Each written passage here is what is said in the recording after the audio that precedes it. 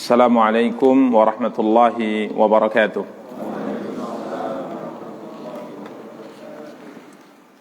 Alhamdulillahi rabbil alamin wal aqibatu lil muttaqin fala udwana illa 'alal zalimin. Asyhadu an la ilaha illallah wahdahu la syarika lah wa asyhadu anna Muhammadan abduhu wa rasuluh. Salawatu rabbi wa salamuhu alaihi wa ala alihi wa ashabihi wa man ihtada bihadyihi wastanna bisunnatihi ila yaumiddin wa sallama tasliman katsira, amma ba'du. Ikhwani wa akhawati kaum muslimin, kaum muslimat rahimani wa rahimakumullahu jami'ah. Alhamdulillah, puji dan syukur senantiasa kita ucapkan untuk Allah tabaraka wa taala atas nikmat dan karunia yang senantiasa diberikan oleh Allah tabaraka wa taala untuk kita semua. Salawat beserta salam semoga senantiasa dilimpahkan oleh Allah untuk junjungan dan panutan kita Nabi Allah yang mulia Muhammad sallallahu alaihi wasallam. Ikhwani wa akhawati kaum muslimin, kaum muslimat rahimani wa rahimakumullahu jami'ah. Pada kesempatan yang berbahagia kali ini biidznillah kita akan kembali mencoba untuk melanjutkan kajian dan pembahasan kita, mencoba untuk membaca dan menjelaskan salah satu di antara karya yang telah ditulis oleh Al-Imam Abu Zakaria Yahya bin Sharaf An-Nawawi rahimahullahu ta'ala. Karya beliau Riyadhu As-Salihin dengan panduan syarah dari penjelasan syarah Syekh Muhammad bin Shalih Al-Utsaimin rahimahullahu ta'ala. Pada pertemuan yang lalu kita telah sampai pada pembahasan hadis nomor kalau di buku yang saya pegang 79, ya, kalau di sini 80, yakni hadis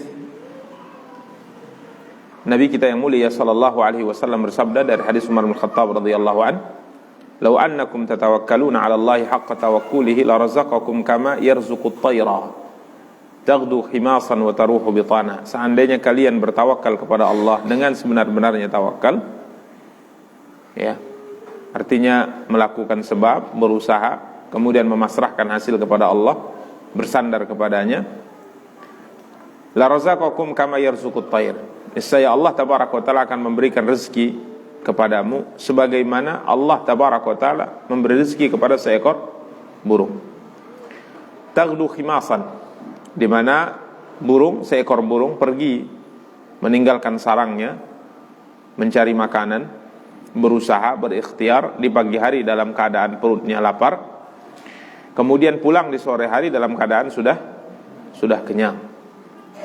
Hadis ini telah kita jelaskan dan kita bacakan syarahnya pada pertemuan yang lalu, dan setelah kita perhatikan tadi ada satu hadis dengan dua redaksi sehingga dimasukkan atau dihitung menjadi dua riwayat, yakni yang terluput dari pembahasan kita, ya, yakni 78 dan 79 kalau di buku terjemah, ya. Dan insyaallah akan kita coba untuk membaca secara singkat hadis yang terluputkan dari kita pembacaannya pada pertemuan yang lalu. Ikhwani kaum muslimin wa akhwati kaum muslimat yang dimuliakan dan dirahmati oleh Allah tabaraka wa taala, hadis yang pertama yang terluput dari pembahasan kita adalah hadis yang diriwayatkan oleh Abu Hurairah radhiyallahu an dari Nabi kita yang mulia sallallahu alaihi wasallam. Rasulullah sallallahu alaihi wasallam bersabda, "Yadkhulu al-jannata aqwamun af'idatuhum mithlu af'idatit tayr." Rasul kita yang mulia sallallahu alaihi wasallam bersabda, yang artinya akan masuk surga, ya, akan masuk surga orang-orang yang memiliki hati atau yang hati mereka itu, kata Rasulullah sallallahu alaihi wasallam, mithlu af'idatit tayr, bagaikan hati burung. Ikhwani kaum muslimin wa akhwati kaum muslimat yang dimuliakan dan dirahmati oleh Allah tabaraka wa taala. Hadis yang mulia ini menunjukkan bahwa mereka masuk surga dengan sebuah keistimewaan yang mungkin tidak dimiliki oleh orang lain. Ya, sebagaimana kita maklumi bersama bahwa sebab-sebab seorang masuk ke dalam surga itu sangat banyak. Ya, sebab-sebab seorang masuk surga itu sangat banyak. Ada yang masuk surga karena salatnya, ada yang masuk surga karena puasanya, ya, ada yang masuk surga karena ibadah-ibadah yang lainnya. Di dalam hadis yang mulia ini Nabi kita yang mulia sallallahu alaihi wasallam bersabda bahwa kelompok manusia ini masuk surga karena satu sebab yang mereka miliki, keistimewaan yang mereka miliki. Di mana Nabi sallallahu alaihi wasallam bersabda, mereka adalah orang-orang yang memiliki hati seperti hati seekor burung.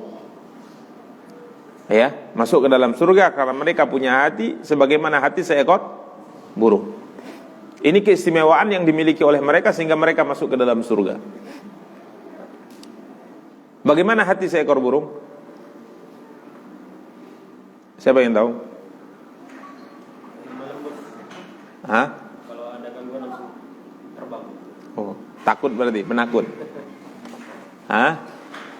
Maka wallahu ta'ala alam, ada beberapa sisi penjelasan para ulama. Yang pertama, burung adalah binatang yang memiliki tawakal yang sangat tinggi kepada Allah. Ini makna yang pertama. Maka ini dikaitkan dengan hadis yang kemarin kita sempat bahas dan terlewatkan pembahasan hadis ini. Nabi SAW menjelaskan, jika seandainya kalian bertawakal kepada Allah dengan sebenar-benarnya tawakal, niscaya kalian akan diberikan rezeki oleh Allah Tabaraka wa Ta'ala sebagaimana Dia memberikan rezeki kepada seekor burung. Burung pergi di pagi hari, terbang dari sarangnya dalam kondisi lapar, perutnya kosong, tidak atau lapar. Kemudian terbang mencari makanan. Kemudian sore harinya Allah Subhanahu wa taala telah penuhi hajat kebutuhannya. Pulang dalam kondisi perutnya sudah kenyang. Bahkan kalau seandainya dia induk, maka kadangkala ia juga diberikan oleh Allah Tabaraka wa taala rezeki makanan yang bisa dia bawa pulang untuk dia beri kepada siapa? Kepada anaknya. Sehingga para ulama mengatakan ini mengisyaratkan bahwa burung memiliki sifat tawakal yang sangat tinggi kepada Allah. Artinya yang penting dia bekerja, yang penting dia terbang, yang penting dia mencari nafkah, dan dia pasrahkan urusannya kepada Allah. Kiranya Allah pasti memberikan, Allah Tabaraka wa Ta'ala menjamin rezekinya. Jadi ini makna yang pertama. Para ulama mengatakan qulubuhum mithlu af'ilatit tayri fit tawakkul. Hati mereka seperti hati seekor burung dari sisi tawakalnya. Sehingga subhanallah, tatkala kita kembalikan kepada syarah penjelasan para ulama ini, maka orang-orang yang masuk ke dalam surga dalam hadis yang disebutkan ini berarti orang-orang yang memiliki hati yang benar-benar bertawakal kepada Allah Tabaraka wa Ta'ala. Ini makna yang pertama yang dijelaskan oleh para ulama rahimahumullah. Seperti hati seekor burung, karena burung adalah binatang yang sangat bertawakal kepada Allah, sehingga Nabi kita yang mulia sallallahu alaihi wasallam memberi perumpamaan dalam hadis yang sudah kita sebutkan tadi. Makna yang kedua, afidatuhum mithlu afidatit tayr fi riqqatiha wa dha'fiha. Ya. Hati mereka seperti hati seekor burung dari sisi kelemah lembutannya. Hati yang lembut, hati yang mudah, hati yang tidak kasar dan keras. Karenanya Nabi kita yang mulia sallallahu alaihi wasallam bersabda, tentang penduduk Yaman. Nabi sallallahu alaihi wasallam bersabda, "Atakum ahlul Yaman ad'afu quluban wa araqqu afidatan." Akan datang kepada kalian rombongan dari negeri Yaman, masyarakat yang memiliki hati yang sangat lembut, masyarakat yang memiliki hati yang sangat halus, fikih itu di Yaman, hikmah itu juga ada di Yaman. Jadi ini makna yang kedua yang disebutkan oleh para ulama. Bagaimana sisi memahami hati burung adalah hati yang paling lembut. Kita lihat burung ini adalah binatang yang sangat tinggi was-wasnya. Sangat tinggi apa? Was-wasnya. Artinya sangat berhati-hati. Dia adalah binatang yang sangat berhati-hati. Karenanya menjebak seekor burung ini butuh teknik khusus. Ya. Maka tatkala Nabi kita yang mulia sallallahu alaihi wasallam mengatakan bahwa akan masuk ke dalam surga orang-orang yang hatinya seperti hati seekor burung, artinya manusia ini tatkala hidup dia selalu mawas dirinya. Kalau hendak melakukan sesuatu, dia selalu berpikir akibat buruk apa yang akan menimpanya, baik dalam kehidupan dunia maupun dalam kehidupan akhirat. Maka orang yang seperti ini, yang mengedepankan rasa takut kepada Allah, berhati-hati dalam melangkah, berhati-hati dalam berbicara, berhati-hati dalam berbuat, niscaya orang ini akan Allah masukkan ia ke dalam surga Allah tabaraka wa ta'ala. Demikian ikhwani kaum muslimin yang dimuliakan dan dirahmati oleh Allah tabaraka wa ta'ala. Dan kita lihat apa yang ditunjukkan oleh Nabi kita yang mulia sallallahu alaihi wasallam.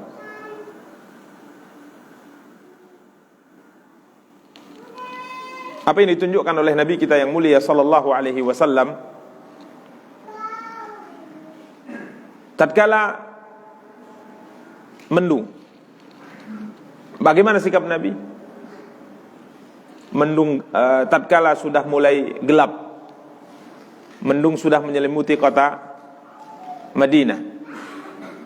Ya, mendung sudah menyelimuti kota Madinah. Aisyah bercerita, Rasulullah sallallahu alaihi wasallam pucat wajahnya dan beliau keluar masuk dari rumah. Tidak tentram duduk beliau alaihi salatu wasallam. Ya. Beliau khawatir karena umat terdahulu pernah Allah tabaraka wa taala munculkan mendung yang sangat gelap, sehingga kala itu mereka mengatakan akan datang kepada kita hujan lebat yang akan mendatangkan air. Kiranya di balik mendung ini adalah api. Maka ini yang membuat Rasulullah sallallahu alaihi wasallam tidak tentram. Tatkala suasana sudah mulai gelap, belum turun hujan, maka beliau itu gelisah. Beliau merasa takut. Beliau masuk keluar rumah, kata Aisyah radhiyallahu taala anha. Tatkala hujan sudah mulai turun, barulah beliau bergembira, kemudian beliau mengatakan Allahumma sayyiban nafian. Ini menunjukkan hati yang selalu merasa takut kepada Allah tabaraka wa taala, berhati-hati. Tatkala hendak melakukan apapun, apalagi maksiat kepada Allah, hatinya merasa takut, sehingga rasa takut ini menghalanginya untuk melakukan apa? Maksiat kepadanya subhanahu wa ta'ala. Yang seperti ini seperti hati seekor burung. Ikhwani kaum muslimin wa akhwati kaum muslimat yang dimuliakan dan dirahmati oleh Allah tabaraka wa ta'ala. Kemudian di antara makna yang ketiga yang disebutkan mirip dengan makna yang kedua, yakni ar-riqqah wal-lin wal-rahmah was-safa wal-hulu minal hasad, kata para ulama. Yakni hati yang tidak ada padanya penyakit dengki, tidak ada penyakit iri, hati yang selalu berlemah lembut dengan sesama, hati yang memperhatikan hak dan kewajiban yang diwajibkan oleh Allah tabaraka wa taala kepadanya. Para ikhwan dan akhwat yang dimuliakan dan dirahmati oleh Allah tabaraka wa taala, ini di antara penjelasan para ulama akan masuk ke dalam surga orang-orang yang memiliki hati seperti hati seekor burung. Mana yang pertama? Tawakal. Tawakalnya sangat tinggi, tawakalnya sangat besar kepada Allah tabaraka wa taala. Makna yang kedua, hati yang memiliki rasa takut, hati yang selalu was-was, sehingga tatkala melakukan sebuah perbuatan apapun, maka ia selalu berpikir akibat buruk yang akan menimpanya, sehingga ia tidak jadi melakukan sebuah pelanggaran yang dilarang oleh Allah tabaraka wa taala. Atau hati seekor burung adalah hati yang lemah lembut antar sesama. Karena kalau kita perhatikan, burung juga binatang yang subhanallah memiliki sifat kasih dan sayang. Ya. Demikian ikhwani kaum muslimin wa akhwati kaum muslimat yang dimuliakan dan dirahmati oleh Allah tabaraka wa taala.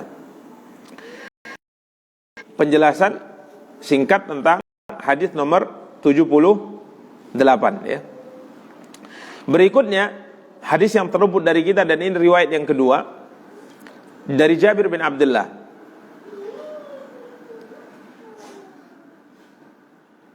Beliau berkata, sallallahu alaihi wasallam qibala Najdin. Beliau ikut serta berperang bersama dengan Rasulullah sallallahu alaihi wasallam, berperang bersama dengan Rasulullah sallallahu alaihi wasallam ke arah Najd. Perang ini 4 Hijriah. Perang disebut dengan Dzatur Riqa. Dzatu Ar-Riqa. Ya, ini perang yang para sahabat menambal kaki-kaki mereka karena luka. Pada tahun 4 Hijriah. Disebut dengan Dzatur Riqa. Riqa artinya perban. Ya.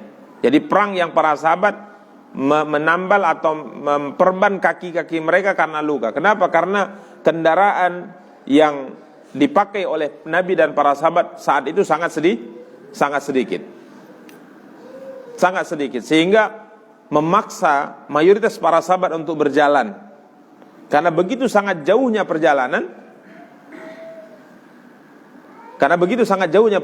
menyebabkan kaki para sahabat terluka radhiyallahu anhum, sehingga mereka membalut kaki-kaki mereka, ya, karena luka mereka balut kaki-kaki mereka, sehingga perang ini disebut dengan Dzatu Ar-Riqa, ya, Dzatu Ar-Riqa, terjadi pada tahun 4 Hijriah. Ikut di perang ini, dan beliau bercerita, falamma qafala Rasulullah sallallahu alaihi wasallam qafala ma'ahum fa'adrakathum al-qailatu fi wadin kathiril idah. Fanazala Rasulullah sallallahu alaihi wasallam wa tafarraqa an-nas yastadhilluna bisyajar. Maka Jabir bercerita, Rasulullah sallallahu alaihi wasallam kembali dari pulang ini. Ini ceritanya di saat beliau sudah kembali dari peperangan ini. Dan beliau juga ikut kembali bersama dengan Rasulullah sallallahu alaihi wasallam, fa adrakathum alqailatu fi wadin katsiril idah. Kiranya mereka tiba di sebuah lembah yang dipenuhi dengan pohon-pohon berduri di waktu qailah, di waktu qailulah, yakni di siang hari menjelang salat zuhur. Fanazala Rasulullah sallallahu alaihi wasallam, maka Nabi pun sallallahu alaihi wasallam berhenti di lembah ini. Wa tafarraqan nas yastadhilluna bisyajar, maka orang-orang pun berpencar mencari tempat masing-masing untuk beristirahat di bawah pohon-pohon tersebut, karena lembah yang dipenuhi oleh pohon-pohon berduri, pohon-pohon besar berduri. Maka manusia pun menyebar, para sahabat menyebar mencari tempat masing-masing untuk bisa istirahat qailulah. Wa nazala Rasulullah sallallahu alaihi wasallam tahta thamurah. Sedangkan Nabi kita yang mulia sallallahu alaihi wasallam sendiri memilih satu batang pohon yang cukup besar yang beliau istirahat di sana, fa'allaqa biha sayfah. Di situ beliau alaihi salatu wassalam menggantungkan pedangnya. Digantungkan pedang di atas karena istirahat. Kemudian beliau pun tidur di bawah pohon besar tersebut. Wanimna naumatan, kami pun tentunya karena sudah lelah dalam perjalanan panjang dan mendapati pohon-pohon yang tentunya rindang yang mereka bisa berteduh di bawahnya, akhirnya semua sahabat pun tidur. Begitu juga Nabi kita yang mulia sallallahu alaihi wasallam, beliau juga apa? Beliau juga tidur alaihi salatu wassalam. Ini kita sempurnakan dengan redaksi riwayat yang disebutkan oleh Jabir dengan redaksi yang berbeda. Nabi kita yang mulia sallallahu alaihi wasallam pun tidur, dan para sahabat juga sudah tidur. Ya. Dalam riwayat tambahan, pohon itu memang dikhususkan untuk Nabi oleh para sahabat. Ya, mungkin pohon yang paling besar, pohon yang paling rindang, mereka katakan ini adalah pohon yang mungkin silahkan Rasulullah SAW belum pernah bertemu dengan Rasulullah misalnya, Tentunya biasanya tempat komandan itu yang paling istimewa. Ya, Allahu a'lam apakah ia pernah melihat Nabi atau tidak, Allahu a'lam. Artinya intinya dia mendekati Rasulullah yang sedang tidur, kemudian dengan sigap dia mengambil pedang yang digantungkan, pedang Rasulullah yang beliau gantungkan. Maka kemudian dia hunuskan pedang. Dia hunuskan apa? Pedangnya. Maka Nabi SAW terkejut. Ya, Nabi sadar dan Nabi lihat pedang itu sudah ada di tangan Ghawrath ibnul Harith. Maka lelaki ini berkata kepada Rasulullah SAW. Ya, lelaki ini berkata kepada Rasulullah SAW, "May yamna'uka minni?" Siapa yang bisa menjagamu atau membelaku dariku saat ini ya Muhammad. Dia sudah pegang apa? Pedang Rasulullah. Berarti Nabi tidak punya apa? Tidak punya senjata. Tidak bisa membela diri. Maka Nabi tenang. Nabi jawab, kalau ditanya siapa yang bisa melindungimu ya Muhammad, maka tentunya tidak ada yang bisa melindungi secara mutlak kecuali Allah. Dia mengatakan, Rasulullah SAW menjawab, Allah yang akan melindungiku, Allah yang akan membelaku. Qal fasaqata as-sayfu min yadihi. Maka lelaki ini, Ghawrath ini pun bergetar sehingga pedang yang ada di tangannya pun jatuh, lepas dari tangannya. Ya, lepas dari apa? Tangannya. Maka gantian Nabi mengambil pedang tersebut. Kemudian Nabi SAW mengatakan, "Man yamna'uka minni?" Siapa yang bisa melindungimu? Siapa yang bisa menghalangimu dari pedang ini? Faqal, maka dia mengatakan, "Kun khaira akhidin." Jadilah ya Muhammad sebagai seorang yang baik tatkala membalas. Ini menunjukkan bahwa mereka punya hati, bangsa Arab secara khusus punya mental yang kuat. Ya.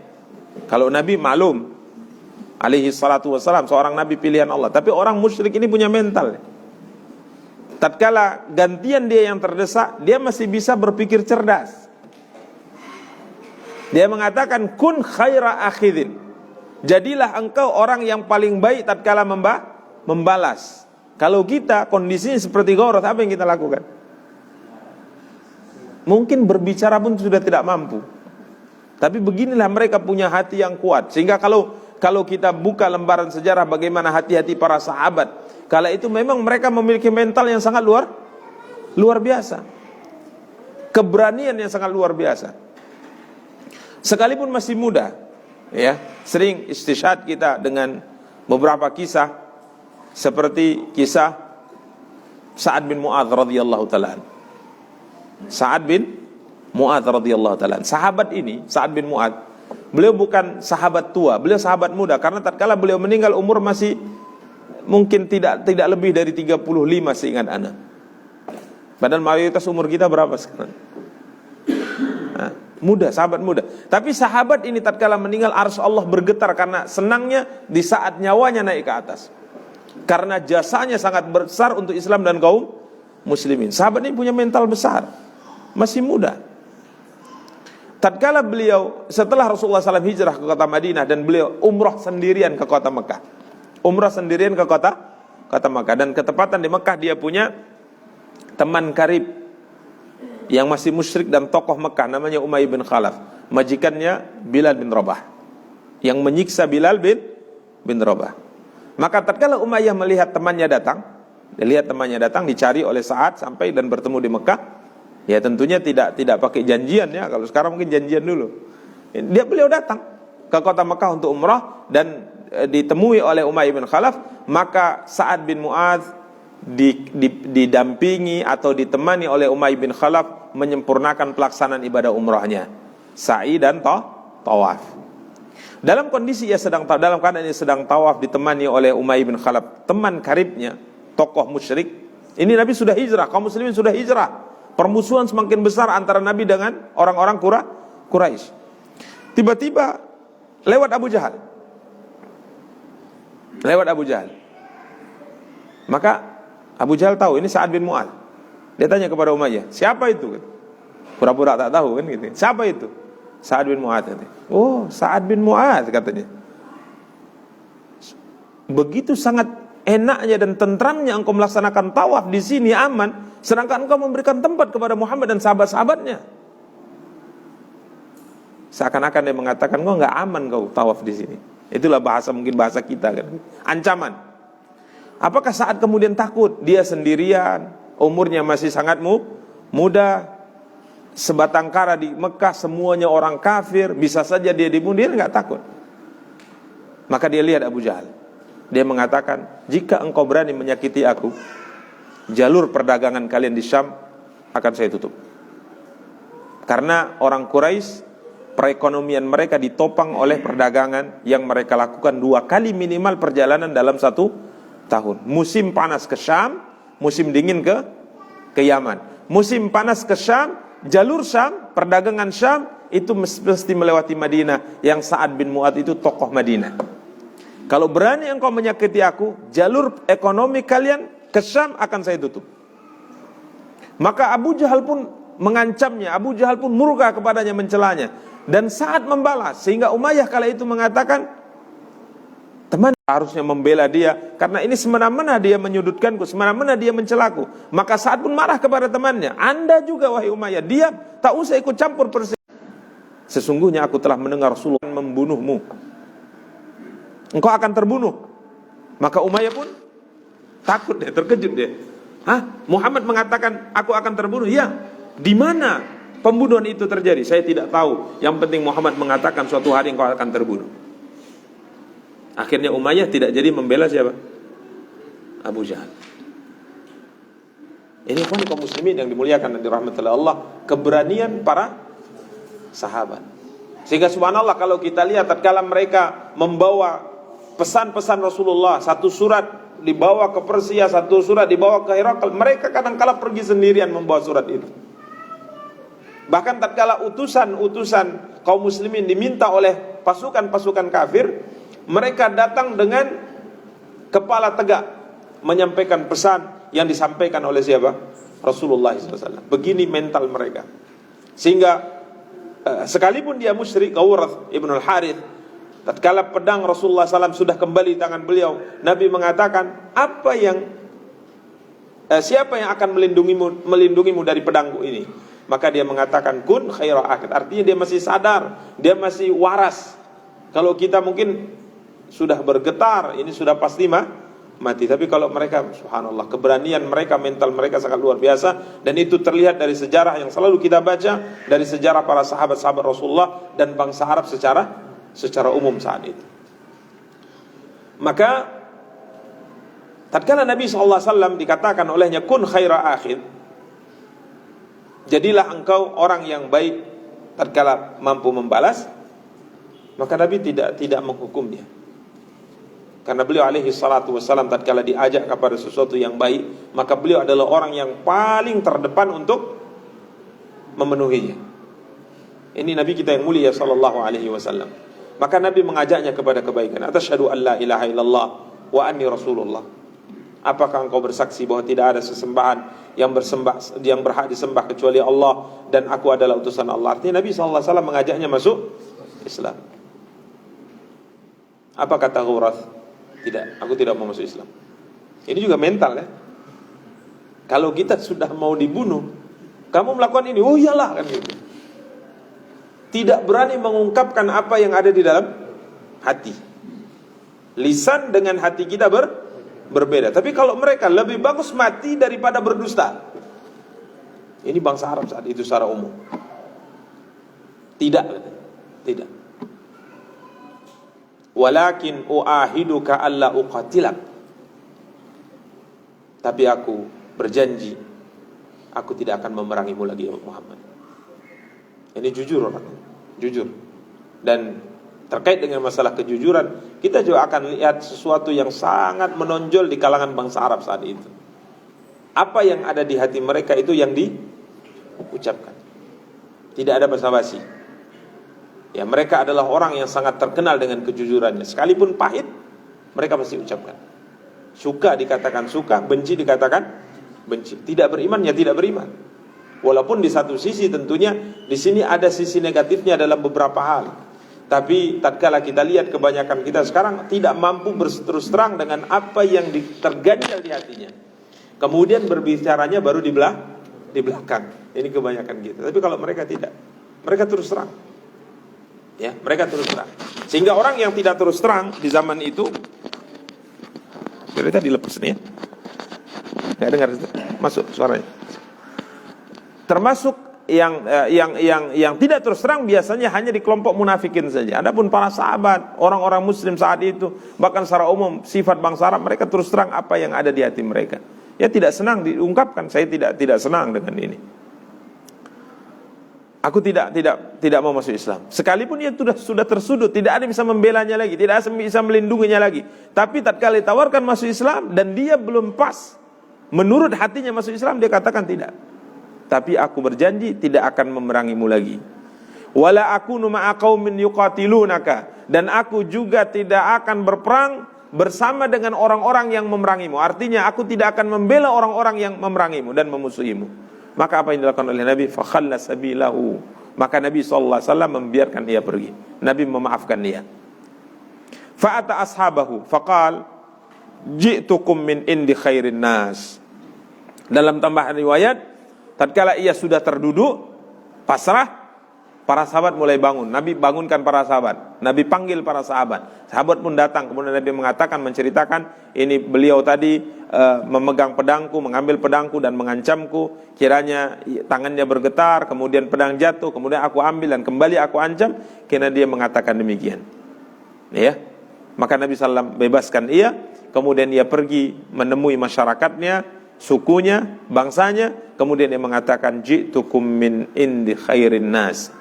Aku datang pada kalian baru saja menemui orang yang paling baik. Tidak ada manusia yang paling baik kecuali orang yang aku temui. Siapa itu?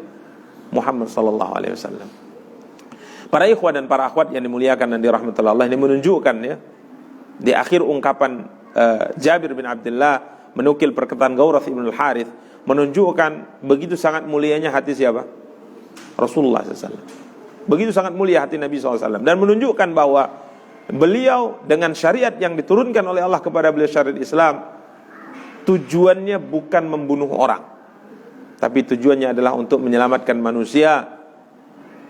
Menyelamatkan manusia dari keburukan yang akan menimpanya dunia, apalagi keburukan yang akan menimpanya dia di mana? Dalam kehidupan akhirat. Karena la ilaha illallah wa anna Muhammadar Rasulullah, syahadat yang diucapkan itu adalah jaminan keselamatan seorang hamba dunia maupun akhirat. Ini tujuannya.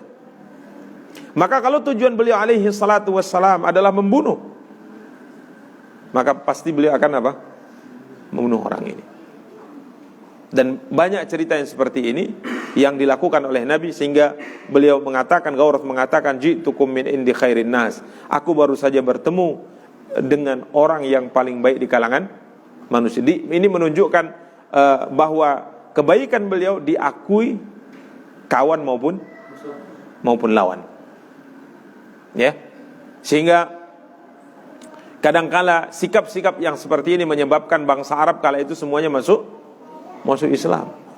Ada seorang datang kepada Rasulullah, kemudian dia mengatakan, ya Muhammad, berikan aku ternak yang memenuhi lembah.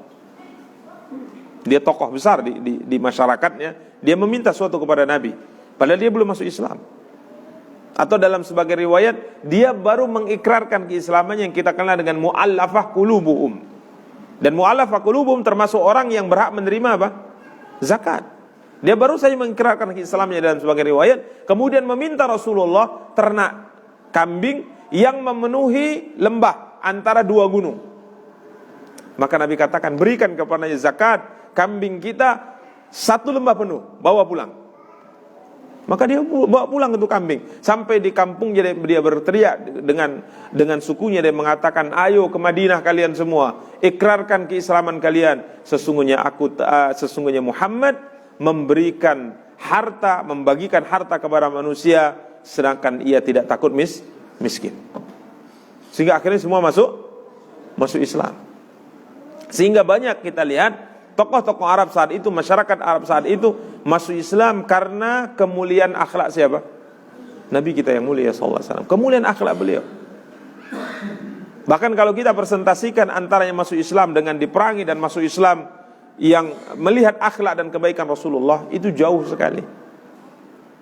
Ya, sehingga subhanallah, silahkan buka sejarah bagaimana bangsa Arab, tokoh-tokoh Arab, mayoritas mereka masuk Islam karena melihat kemuliaan dan kebaikan akhlak yang dimiliki oleh siapa? Nabi kita yang mulia sallallahu alaihi wasallam. Sampai contoh Adi bin Hatim, masyhur ceritanya Adi bin Hatim, tokoh Nasrani saat itu yang melarikan diri dari Nabi sallallahu alaihi wasallam. Sedangkan ia lari dengan membawa semua keluarganya, kiranya tertinggal kakaknya. Tidak sempat dibawa. Semuanya, adiknya, abangnya semua dibawa karena dia tokoh besar di Taif. Ya.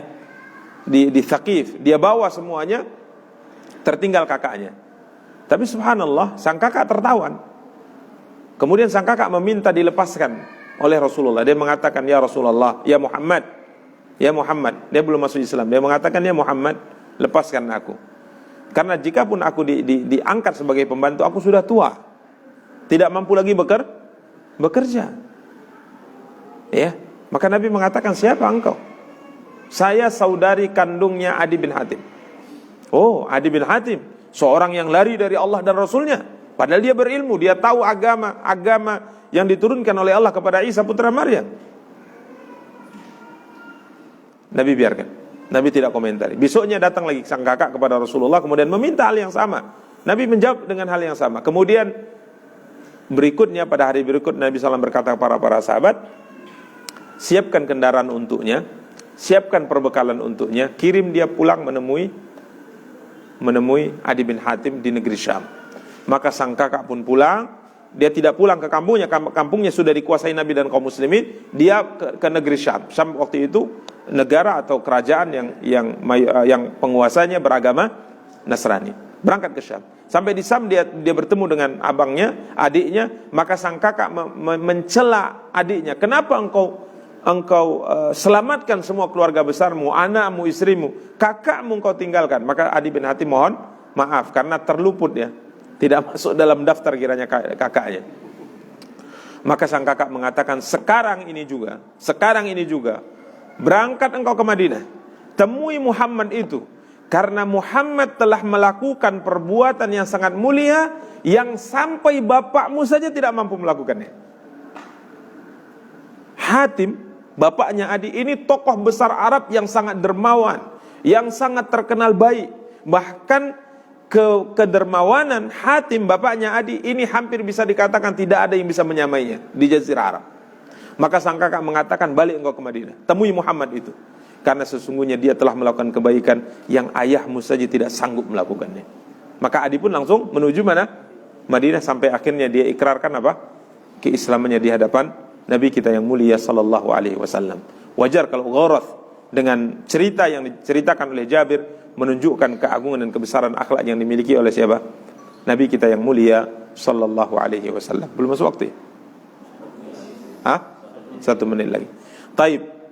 Demikian para ikhwah dan akhwat yang dimuliakan dan dirahmati oleh Allah tabaraka wa taala, sekalipun ia tidak masuk Islam, akan tapi ia sudah berikrar di hadapan Rasulullah bahwa ia tidak akan memerangi Nabi dan tidak akan membantu dan bergabung dengan orang-orang yang memerangi Rasul kita yang mulia sallallahu alaihi wasallam.